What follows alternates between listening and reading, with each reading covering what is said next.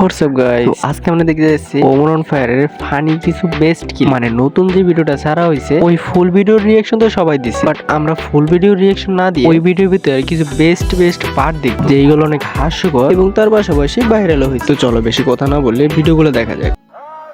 শুরুতেই দিছি একটা পাজার ভিতরে গুতা। পুটকিত গুতা দিলা কে? মন চাইছে তাই গুতা দিছি, এখন তো কিছু করার নাই। এলো এই জায়গায় সবাই এই গুতা দিছে সমস্যা নাই, ব্যথা পাই নাই, কারণ আমিও আই। ঠিক আছে। তো এআইতে কখনো বেতা হয় কারণ এআই তো অরিজিনাল মানুষও না। হুন্ডাই তো তেল নাই, তেল ভরো নাই কে? তেল বইরে করবো কি? আমি তো আই। আচ্ছা এআইতে বাইকও ঠেলতে পারে? ভাই জানতাম না। ওমর অন ফায়ারের ভিডিওতে সবকিছু সম্ভব। কালকে রাত্রেও আমার সাথে থেকে টাকা না দিয়ে চলে গেছে। বলেন কি ভাবি? তাহলে রবিনের নামে একটা মামলা করে দেন। মামলা করে তো কোনো লাভ নাই, কারণ আমরা সবাই তো আই। ভাই এই জায়গা এআইতেও পরকীয়া লাগাই দিছে। সংবাদ করতেছে আই, গাড়ি চালাইতেছে আই। আগে মানুষ জাইরামি করতো, এখন মানুষের জায়গায় জাইরামিটা পর্যন্ত করতেছে আই। এমন কি এই জায়গায় আমরা যারা আছি আমরা সবাইও কিন্তু আই। মারছে এই জায়গা সবাই এই, তাহলে সমাধানটা কেমনি কি? মানে এর সমাধানটা কি? আর যেহেতু এখন এআই সবকিছু করতেছে, তাই আমার মনে হয় এই দুনিয়াতে অকর্মা মানুষদের আর কোনো দরকার নেই। এই দুনিয়া থেকে মানুষদের শেষ করতে হবে।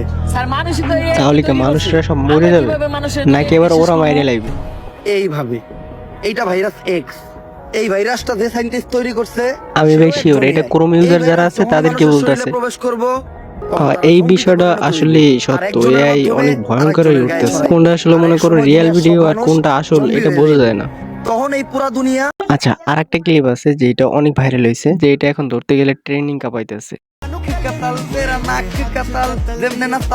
এই গানটা দেখলাম কিছুদিন যাবত অনেক ট্রেনিং কাপাইতেছে, অশ্লীল সব ড্রেস আপ করে নাচানাচি করতেছে দিছে। এর পাশাপাশি এটারও ভরে ভাই আমার মতে এই গানটা নিয়ে আরো কড়াভাবে রোস্ট করা উচিত, মানে আরেকটু কড়াভাবে ভরে দেওয়া উচিত ছিল। যদি পারতো দু একটা গালি দিলে আরো ভালো হতো। আচ্ছা এখন যে ক্লিপটা দেখবা এইটা নিয়ে ইদানিং দেখতেছি অনেক ট্রোল হইতেছে।